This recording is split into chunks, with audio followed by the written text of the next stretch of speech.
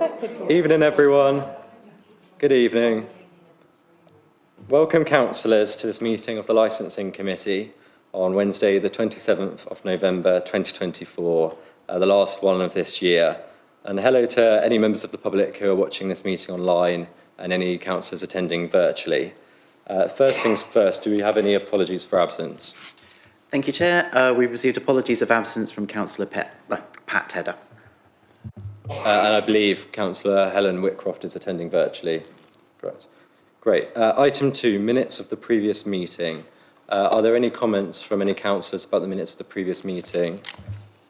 Doesn't look like it. Are you all happy for me to sign the minutes? Great.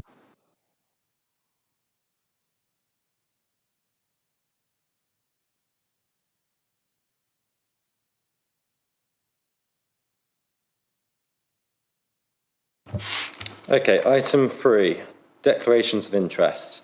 Members are invited to declare any disclosable pecuniary and non-pecuniary interests that they may have in respect to matters which are to be considered at this meeting. Would any members like to declare any interests? No? Good. Right. Item 4, public question time. Now, I don't believe we've received any questions from members of the public. No, so we'll move straight on to item 5, which is revoking the air quality management area. And I'll hand this over to Tim Passion. Thank you. Thank you, Chairman. The Council has been monitoring air quality now for the past over 25 years, in fact. And an air quality annual status report is produced and submitted to DEFRA each year as part of the Council's statutory local air quality management work. And the purpose of this is to report measured concentrations of relevant air pollutants against the national objectives. And the relevant pollutants and objectives to be achieved are in Table 1 on page 8 of the agenda. But principally, these are nitrogen dioxide and particulate matter, so small particles of dust, less than 10 microns. So we call them PM10s. So the Council's monitoring network, we have a continuous real-time monitor, which has been established at Castle Road in Camberley, near the M3. And we also have a network of some 55 small diffusion tubes, which are strategically placed across the borough and at 51 locations, because some of these are at double. We've got 7 in our air quality management area, including to the continuous monitor that we have there. In 2002, we, due to exceedances of the objectives for nitrogen dioxide, an air quality management area was declared. And this required the Council to produce an air quality action plan. Now, I've got a plan of the air quality management area, and that's in page 9. But it's basically, it was a 20-metre wide strip, both sides of the edge of the M3, from the Frimley Road flyover to just north of the Ravenscote roundabout. So we had to declare that because we had exceedances, and we had to come up with a air quality action plan. And over the last 22 years, we've been working on that action plan. In 2023, the annual mean concentration for nitrogen dioxide was 23.8 in our air quality management area, and that's against the objective of 40. And we've had consistent compliance with the objective for nitrogen dioxide over the last 5 years. So we're now at the stage when the air quality management area can be revoked, and this revocation has also been endorsed by DEFRA. They would like us to revoke it. In the 2023 annual status report, which was basically reporting on the 2022 monitoring, was reported to the Performance and Finance Committee on the 6th of March of this year. The committee resolved to note the air quality status report and recommended that the Licensing Committee be advised to revoke the air quality management area. It also asks the Licensing Committee to agree to the development of an air quality strategy for Surrey Heath. And a copy of the minutes is attached on page 13 of your agenda. Since the P&F Committee, the 2024 annual status report has been submitted, approved and endorsed by DEFRA. And this shows that the air quality continues to improve across the borough with no exceedances of the objectives for nitrogen dioxide or PM10. I should have said in the report there are details of the results that we've had and also the monitoring that's taken place.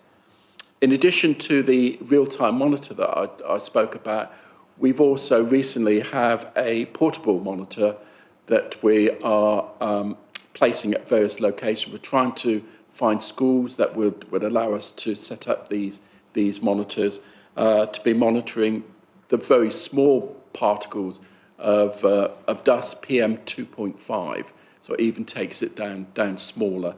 And we're trying to include that as part of the work to have anti-idling of vehicles outside of schools. Councils without an air quality management area are required to produce an air quality strategy. So just because we're revoking the air quality management area doesn't mean we stop.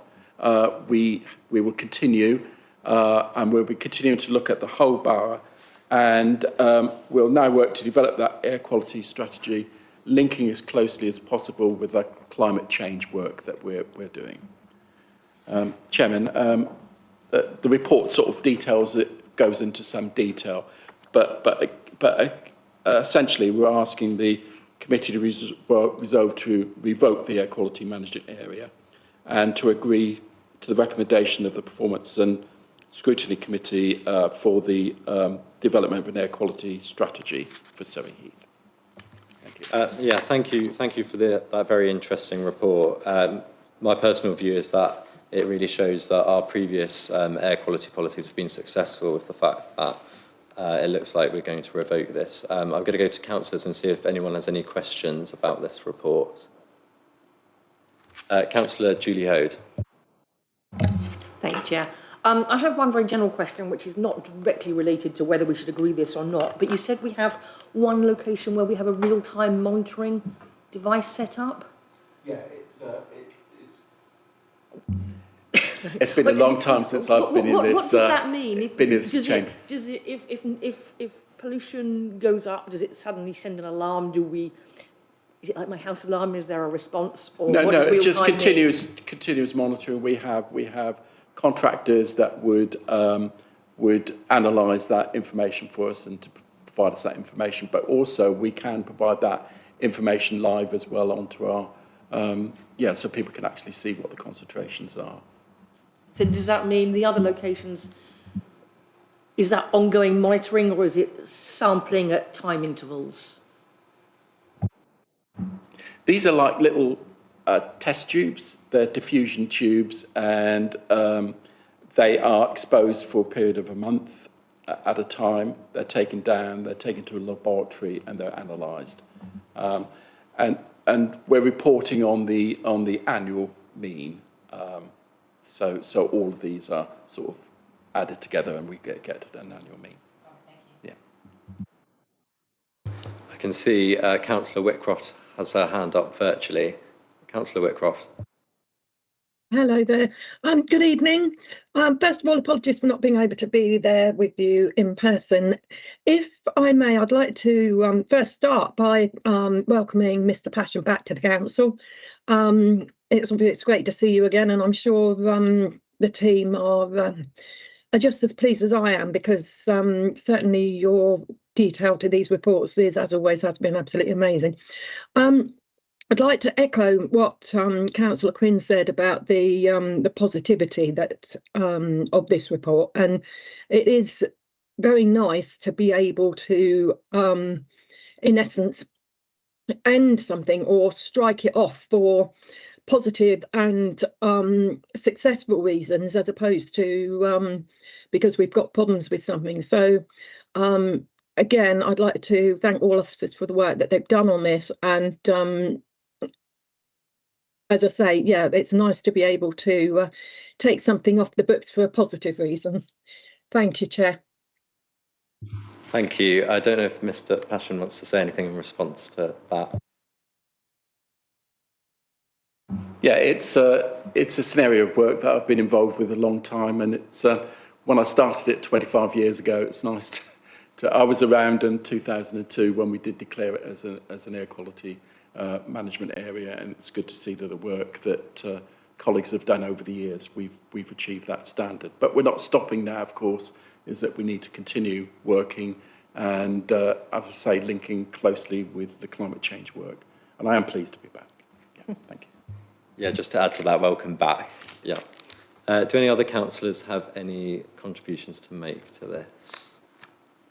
Councillor Nirmal Kang. Just a point of clarification. So we're revoking this sort of air quality management, but what about who's taking it over? Is DEFRA sort of, I'm looking at the sort of the ADAM Joint Air Quality Unit. How does DEFRA sort of come into this? Like, do they do any monitoring themselves? Or are we reporting annually to them? And really, what is the current findings, like, you know, of these stations that you've got at these schools, and you know, is there something to be concerned about? Well, we will continue doing the monitoring. It will be us. We have to. There is a joint air quality unit which is part of DEFRA and the Department of Transport, which is why it's a joint unit. So they will be. We would still have to produce an annual air quality status report, which would be sent to DEFRA. They will be monitoring the work that we are doing, and I will also be bringing it back to this committee as well, so you have an opportunity. And we put that information onto the website. But the interesting thing now will be developing the air quality strategy, and we would obviously like to work with you and the community in developing an air quality strategy that will help generations to come, because obviously poor air quality has a very adverse effect on our health. Sorry. Has there been any concerns from the community about air pollution? Is there any particular spots that has anybody flagged it up? There are some members of the community that we tend to get, particularly when it's been planning developments. We've had people coming forward discussing air quality. So there are certainly some individuals within the borough that have got a very clear interest in air quality. But it'd be nice to do some work on outside schools. Sometimes you get vehicles idling outside the schools and causing sort of local higher concentrations of air pollution outside the schools, which is obviously not good for our children. Yeah, but there's no major. I think the fact that air quality has improved, but we have got some big, you know, we are next to busy road networks, and there's always going to be some, but hopefully over the years it will continue to improve. Councillor Hode. Thank you again. So, in principle, this all seems like a sensible way to go, to wrap up the thing that we have done that we no longer need, and to move towards developing a new strategy. From a practical point of view, and I know this is impossible to give a clear answer, do we have any sense of how long it might take for us as a council to develop and agree a new strategy? Because we're going to have a period kind of in limbo then, when we're not doing what we have been doing up till now, but we haven't quite got a new strategy. How long do we think that might take? That's very interesting, but I hope I'm hoping that I suspect my manager will require me to, if you're minded to revoke it tonight. I guess my manager will require me to start work on this tomorrow. So yeah, we'll have to come up with a project plan, work out how to do it. But But really, as we move forward with the air quality strategy, is actually consulting with the public. I think we would need to do that. So I'd like to bring a report back here, which we can then, perhaps in about six to 8 months' time, to bring back here so that we can to get approval to go and consult with the public on these areas. I mean, we had contact today through the what do they call it, the health agency. So there's quite a connection with public health as well. So we'd be wanting to consult with agencies as well as the general public. I don't know if anyone has any final comments, but the next item on the agenda is also on air quality, so you can also address them then. I've just got one quick question. I know in the resource implications part of the report, it says that additional funding may be needed in the future to maintain or replace monitoring equipment that's coming to the end of its usable life. I just want to double check that the air quality management area, because I know we have equipment located in that area, revoking this won't affect the chance of getting funding to help maintain that equipment. Is that a concern? Well, at the moment, when we first declared the air quality management area, there was loads of money given to us. There were grants to implement these things, but over the years, like with everything else, that's pretty well disappeared. So if we were to replace, and there's no need to replace it immediately, but it will, I mean, it is now getting old, so we do have a budget for air quality. So a lot of the parts, and certainly the disposable, things like the tubes, for instance, we have a budget to replace those, so that is fine.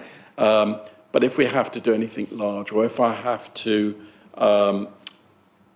require assistance from a consultant to help with the strategy, then we would need to come back for additional funding.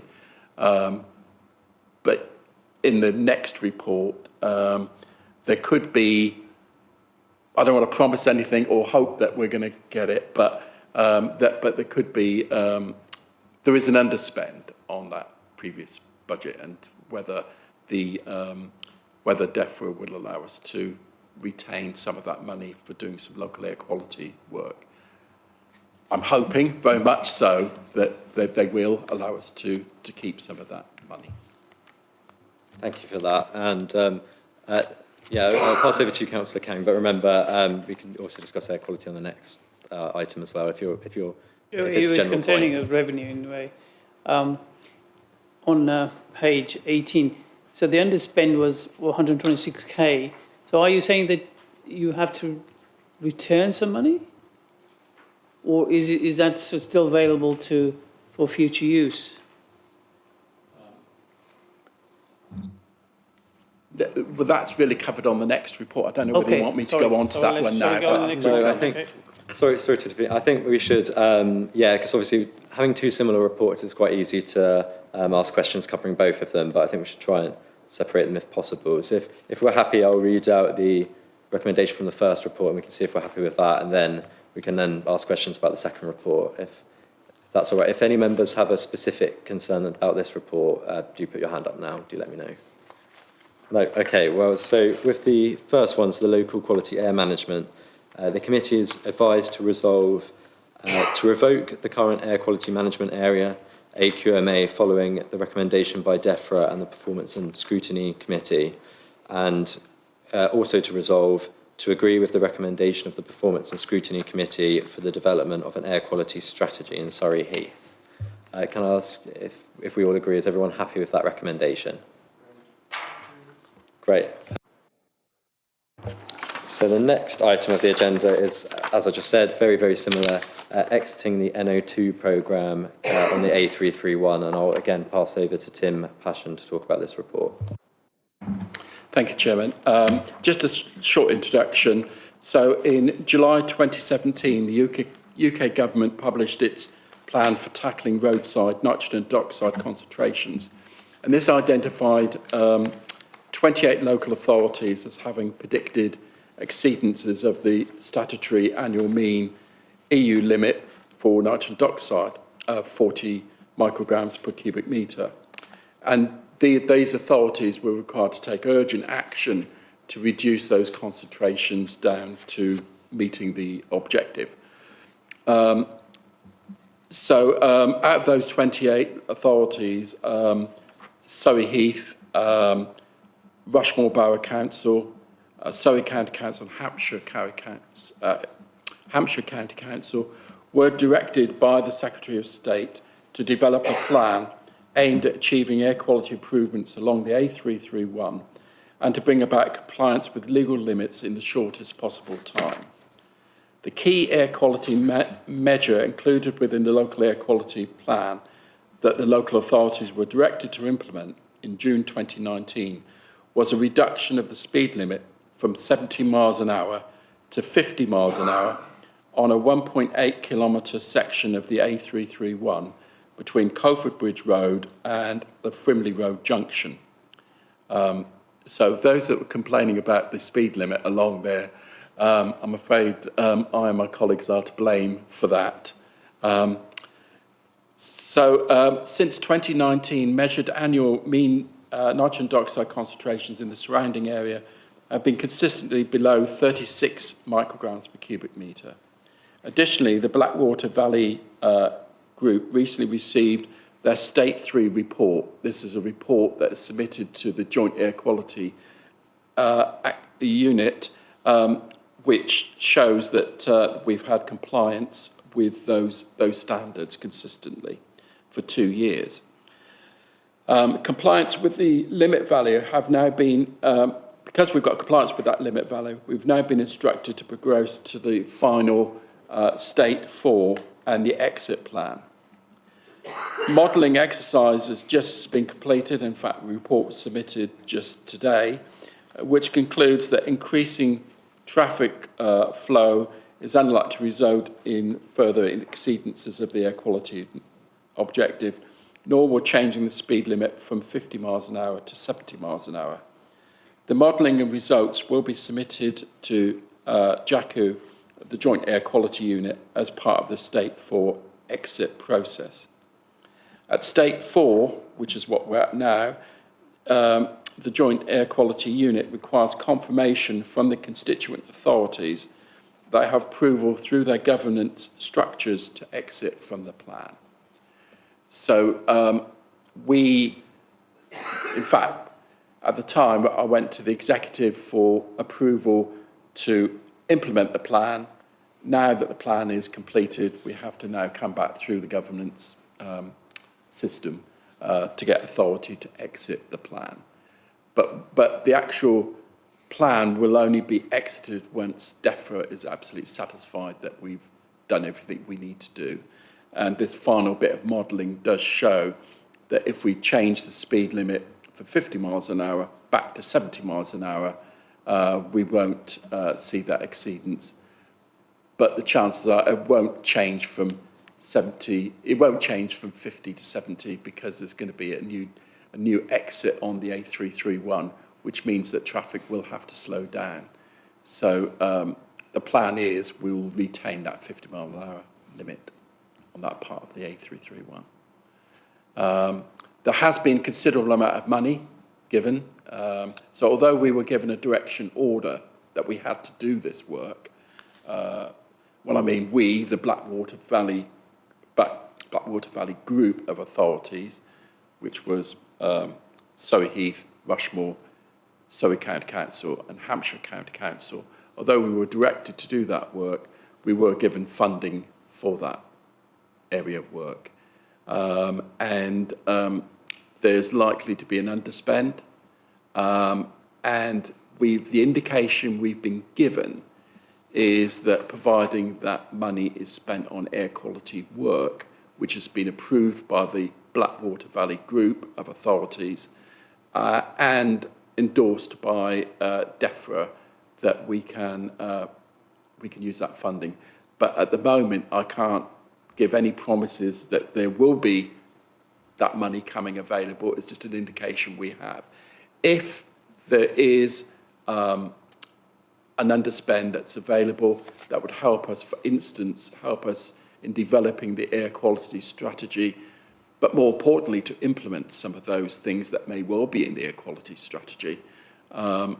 We will come back to this committee for approval to spend it, and that would then pass through the normal governance structure of the council. Chairman, I think that's all I can. Thank you. And I think while the committee is looking at a report on this road, I saw on social media earlier today that it's actually flooded at the moment. So So there's no. Yeah. The air quality will be good because no cars can go down it. But that's a separate issue, I think. I just wanted to clarify briefly that the speed limit reduction is really for the county councils involved, isn't it? Hampshire County Council, Surrey County Council. So I know it's in this report, but I guess members can share their comments on it. But that's really for the county councils to deal with. Okay. Do any members have any questions on this? Councillor Hode. Thank you, Chair. Really just want to check that I've got the correct understanding of this. So if I understand correctly, the levels were too high initially. We were tasked with bringing them down. A reduction in speed limit to 50 was the primary driver in achieving that reduction. So my first question is, were there any other contributory factors, or was it really just the speed limit that delivered that improvement? And then as a follow-on from that, I think what you're saying is we do not anticipate the speed limit going back up to 70, but even if it did, we think that we would still stay within accepted tolerances. And my final piece of the question is, do we think there are any other risks that we should be aware of? Is it speeding? Do we anticipate there being any change to volume of traffic on the road, type of vehicles that would make it more challenging for us in the future? All those points you said to start with, you're absolutely right with that. Yeah, so your understanding of it is absolutely perfect. No, we're not near. I mean, the final modelling that's just been done by consultants has sort of indicated that even with the change in the speed limits and increase in vehicles, that it's not going to exceed. There is. I mean, obviously, we are concerned really with air quality, and I can't think of any other sort of risks that we have at this stage. So just kind of a follow-on question, because this is the bit that I can't square my circle. If reducing the speed limit from 70 to 50 was the action required to bring pollution down into an acceptable level, why is it that we think that even if the speed limit went back from 50 to 70, that would not cause us a problem? Because was it not a problem when we had the speed limit at 70? What's changed? What am I not getting in this one? It's technology. Yeah, the vehicles have improved considerably, and probably even if we hadn't, if we took longer, if we were given, because we had to reduce this in the quickest time possible. And I have to say, we had 50 different schemes. The thing is, with the Blackwater Valley Road is a relief road. You know, it was, the whole thing was designed to take the traffic away from population. So there was a huge number of schemes that were coming up, green barriers and all sorts of schemes that would come up. But they're all going to take time, and they were all going to be very expensive. If we didn't have that thing saying to reduce that in the quickest time possible, if we'd just left it another couple of years without doing anything at all, with the improvement in technology for the vehicles, that would have happened. Yeah. Any other councillors with any questions or comments? Doesn't look like it to me. I've just got a quick one. I know. So I think I read somewhere in the report that it's only been the last 2 years that the levels of nitrous oxide have been below the legal limit. I think in the first report it was several years for that other location. I know we don't have any fixed air quality monitoring here. So is it a location where we might bring the temporary monitor that we've acquired to monitor at points, because there won't be any active ongoing monitoring after this? Well, we do have diffusion tubes. I think we've got at least one along the Blackwater Valley Road. There's those that are familiar with the area. There is a little path which goes alongside I spent a lot of time walking up and down that path by the A331, and we've got at least one diffusion tube along there, and the continuous monitor as well will continue to. So there will be continuous. I mean, one of the things will be during the exit will ensure that there's adequate monitoring along there going forward.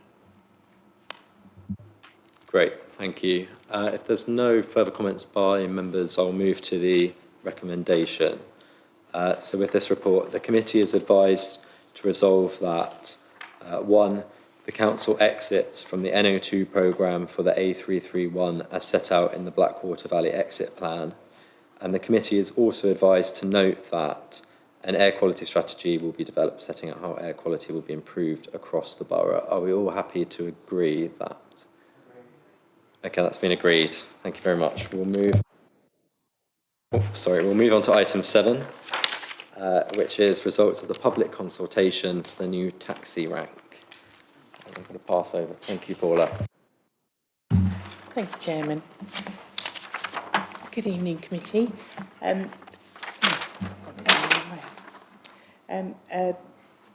This report, so my report in the agenda is to update the committee on the results of the public consultation.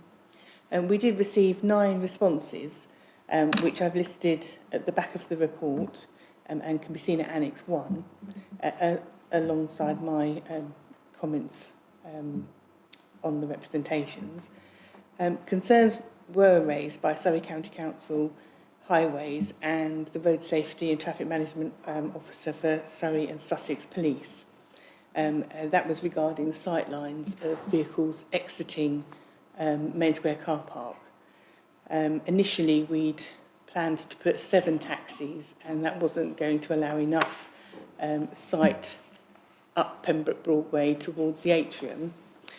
So we've reduced the number of taxis to 5, and both Surrey County Council's Highways and Surrey and Sussex Police Safety Officer has agreed that that change.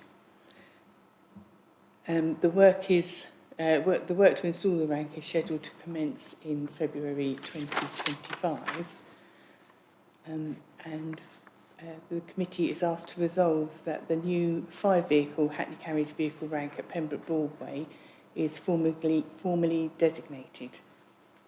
I'm happy to answer any questions. Thank you for your work on this. Yes, I'll hand over to questions now. Councillor White. I don't mind admitting a little bit of confusion. Is this the bay that is outside the station, or is this an extra one? This is an extra one. So the one outside the station will remain, and that's 4 vehicles. And then this will be a new one on the other side of the road, so the other side of Pembroke Broadway, in between Albert Road, which is the entrance to Main Square Car Park, and the exit from Main Square Car Park. So currently there's a bus stop there, bus stop C. That's going to be moved with the Ashwood House work. Councillor Finan-Cook. I fully support this. I was just going to raise one point as a sort of side issue. Obviously, with regen works and things like that have been going on in Camberley, some people have been quite confused as to where they can actually get a cab if they haven't been into town for a long time. Can we do something with regards to signposting to make sure that people know where they can wait to get a cab? Is that something that's already in the plan for you there? Yes, it is. So there's already plans in place to finger signs, you know, the sort of point, things that point towards the taxi ranks. Yeah, so basically they'll probably be in Park Street. Councillor Kang. I'm just trying to say, is this the best site for the location of this taxi rank? I mean, if you got vehicles, sort of like taxis, waiting there, and there's an exit or out of the multi-storey car, but is there any hazard being created there? Because a lot of the cars from the multi-car tend to also turn right as well as left out of the. So has any sort of monitoring exercise been done, not to create a hazard to? Well, we haven't done any monitoring, but currently at the moment it's a bus stop. So buses park there, wait for passengers and then pull off again. So taxi vehicles are much smaller than buses and easier to see around. But we will continue to look at it, and if there are issues, then we will reconsider. Obviously, the buses are infrequent compared to the taxis in a way. If they tend to drive faster off, I'm just thinking they might, whether is a hazard there in terms of having too much.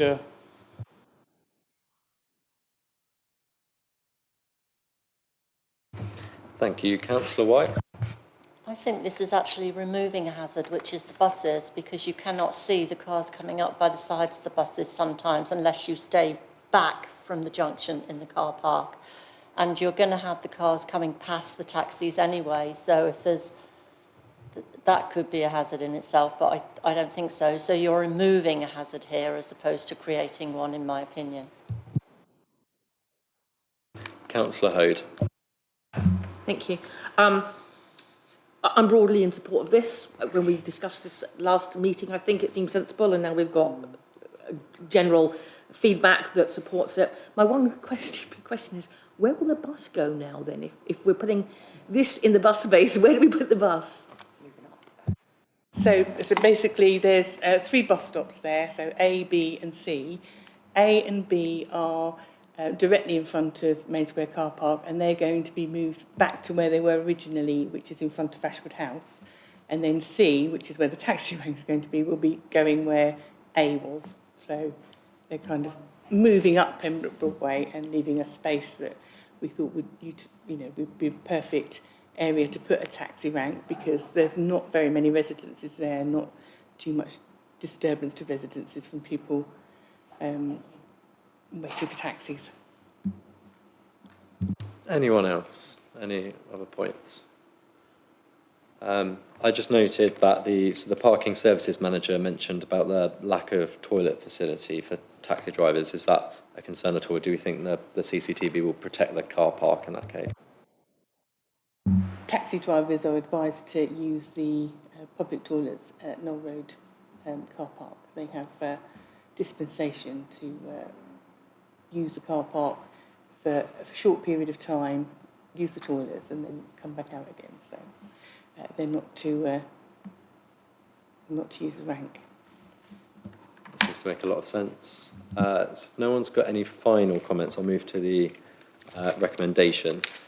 So the committee is asked to resolve that following a statutory consultation process, a new 5-vehicle Hackney carriage vehicle rank at Pembroke Broadway is formally designated.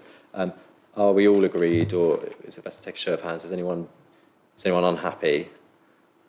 Say now or indicate now. Are we all agreed? Great, thank you, that's agreed. We'll move on to the next item, which is review of the Surrey Heath Statement of Principles under the Gambling Act 2005, and I'll pass over to Paula again. Thank you, Paula. Thank you, Chairman. So this report seeks the committee's approval to go out to public consultation on the updated draft Statement of Principles and associated draft Gambling Local Area Profile. This is in line with the Gambling Commission's guidance to local authorities dated 2023. The Gambling Commission require a 3-year review of a local authority's Gambling Act Statement of Principles, and the Council's current Statement of Principles was approved in March 2022 and therefore needs to be reviewed prior to April 2025. The current Gambling Commission guidance also recommends local authorities produce a local area profile aiming to provide applicants with relevant information about the borough for their consideration when preparing their own gambling harm risk assessments. So this would be for new gambling premises. The Statement of Principles is a lengthy document. This is because it has to cover all the different licences issued by local authorities under the Gambling Act. such as racetracks and casinos. Even though there are none of those in Surrey Heath, we still have to include it in our statement of principles. Currently in Surrey Heath, we have 7 betting shops, 53 small society lotteries. These enable charities to raise funds. And we have pubs and clubs with gaming machines in them. We have 25 licensed premises which have an automatic entitlement to 2 or less machines, and 18 pubs and clubs with more than 2 machines in them. The current gambling trend is moving away from land-based to online gambling. In Surrey Heath, we've seen a reduction in betting shops over the last 6 years. We had 10 in 2018, and it's been reduced to 7 in 2024. Online gambling is the responsibility of the Gambling Commission, as is the National Lottery and even our own local authorities lottery. That all comes under the Gambling Commission. This year, the licensing team have conducted inspections of all 7 betting shops. They've all been successfully completed and standards found to be compliant and in line with the legislation. And furthermore, we've not had any complaints to the local authority of licence breaches. A programme of inspections to pubs with gaming machines is now planned, including age-related test purchase operations. We would have to do that in conjunction with the police and the Gambling Commission. The list of consultees for this draft policy, or this draft statement of principles, that's shown at 13.6 of my report. The results of the 6-week consultation will be considered by officers, and if necessary, a revised draft of the statement of principles will be brought back to this committee in February for recommendation to full council. So once the licensing committee has agreed to the policy after the consultation, then we go to full council for approval. I'm happy to answer any questions. Thank you. Councillor Kang. What are the major changes, if any, from the previous 3 years to obviously this new sort of March 25 to 28? Is there any major? There's no major changes. There's an addition, so the local area profile has been added, but that's it. There hasn't been any real additions to it, just a few corrections. Any councillors with any comments? Not from the list, but I'll just quickly clarify something that I resolved with Democratic Services just earlier. So this will come back after the review to the licensing committee meeting in February. As you'll be aware, the current gambling state of principles will expire at the end of March, but there is a full council meeting between the next licensing committee meeting and the end of March for the full council to approve the statement of principles. So hopefully there'll be no gap where the statement of principles has expired before the council can approve the next set. My only question is, I think somewhere in the document, I couldn't find it just now, there's a list of consultees that we're going to go for. I was just thinking that potentially, I don't know that much about this, but potentially the demographic of people who gamble in person is likely to be a bit older, because I get the sense if people of my generation want to gamble, they'll do it online. And then I don't know if any age-related charities might be ones we'd also want to add to that list of consultees as well, if we thought that was the case. Yeah. There's a 13.6 of the report. Sorry, 9.6 of the report. Great. Yeah, we'll add age-related charities. Yeah, I think, yeah, there's several. Yeah, sorry, Heath Age Concern is one that comes to mind. Are there any questions? No questions on this? Great. So I'll move to the committee recommendation. So the committee is advised to resolve that the draft statement of principles under the Gambling Act 2005 and associated draft Surrey Heath local area profile is approved for consultation. Are we all happy to agree that? Well, great, that's agreed. So we'll move on to the next agenda item, which is Licensing Act 2003, Summary of Decisions. Paula, I think again, thank you. Thank you, Chairman. So this report is the one that I bring to every licensing committee, and it will be the, it is the number of decisions that have been made under delegated authority. So these are applications or temporary event notice applications that have been made to the council that have been uncontested, so they won't have invited any representations, and therefore have been decided by officers. So obviously the list there, and I've listed any new premises licences that we've issued as a previous chairman like to see the new premises. But any questions? Any questions on this? Councillor Hode. Sorry, I'm full of the questions tonight. So if I understand correctly, this is licences that have been approved uncontested. Do we have any licence applications that have been denied or been contested, so therefore are in addition to this list? If a licence application is contested, so someone has made a valid representation, and we would have a licensing committee hearing, so then that would be separate. It wouldn't be listed issued under delegated authority. We'd have separate meeting and reports for that. Okay, and we get a report on that separately, or is that this meeting? It's a subcommittee of this committee, so we would have 3 members from the licensing committee would be asked to. And have we had any meetings of that subcommittee, or has that not been required? Not since the last meeting. Lovely, thank you. Anyone else with any questions on this? So it shows how busy licensing is as a department here at the council.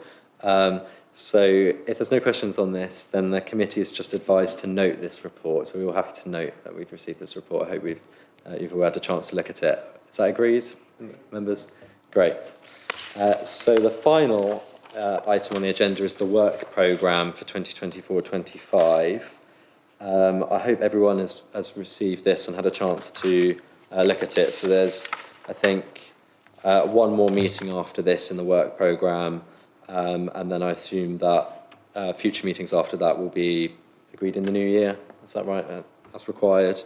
So the next meeting is the 5th of February 2025. And the Gambling Act 2005 Statement of Principles will come back to that meeting after consultation. So I don't know if anyone else has any comments on the work programme at all. No. Okay. So the committee's advised to resolve that the work programme for the 2024-25 municipal year, as set out in Annex A to this report, be agreed. Committee members, are we all happy to approve the work programme? Great, that's approved. Well, I'd like to thank the officers for their work in bringing all this stuff to us, and thank members for attending. That's the end of the meeting. Thank you.